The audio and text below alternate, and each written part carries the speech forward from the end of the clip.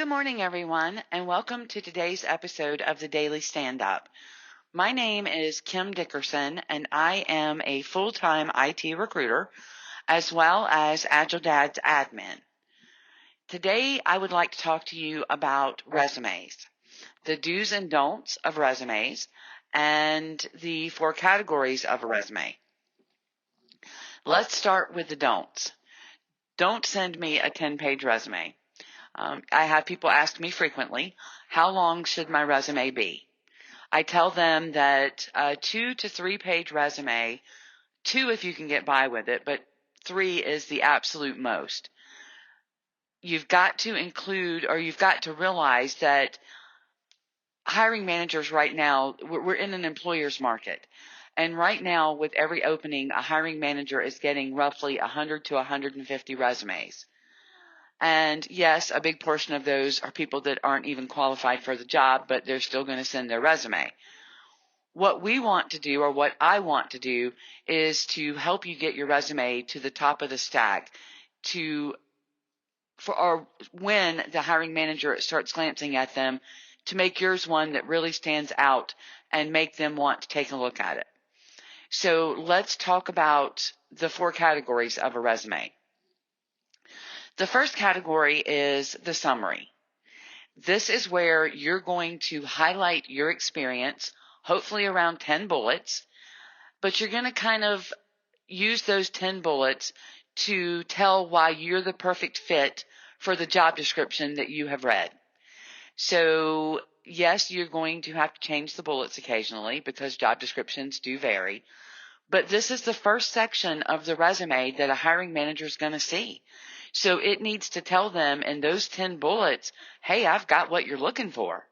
So I would say make sure you read the job description. Make sure in the summary under those 10 bullets that you are highlighting your experience based on what they're looking for. The second category is the skill section. In this section, we're going to list all the skills that you have hands-on experience with. Don't list something that you have read about. Don't list something that you have heard about. And don't list something that your buddy in the cubby next to you works with and you've seen them and you feel like you can do it. That's not how this works. In the skills section, it needs to be 100% something that you have hands-on experience with. You don't ever want to get to the interview stage and the hiring manager say, well, I see on your resume that you have the skill such and such. And then you have to say to them, no, actually, I don't really have it, but I read about it in a book and I feel certain I could do it. Or I watched the guy in the cubby next to me working on it and it looks pretty easy, so I can pick it up in no time. That's a big red flag to a hiring manager.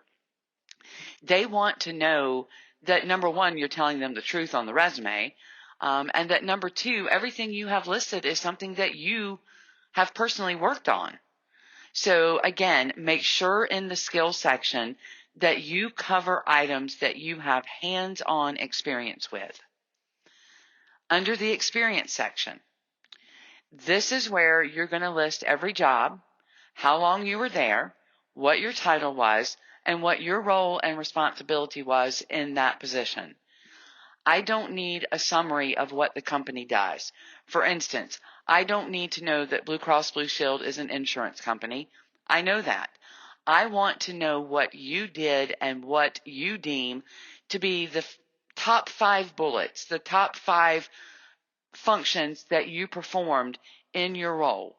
So try to limit it 5 to 7 bullets per position, but again, make sure that they are what you deem was the most important part of your job. The 4th category is the education/certifications. This is obviously where you're going to list your degrees, as well as any certifications you have.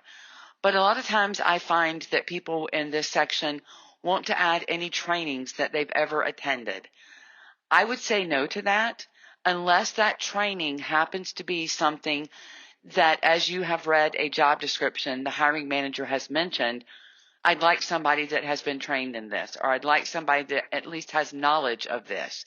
Then by all means, list the training. But other than that, don't list that you've been to 30 trainings because they really don't apply to what the hiring manager is looking for. Anyway, I hope this helps. And if you have any questions, you're welcome to email me at kim@agiledad.com. Thank you.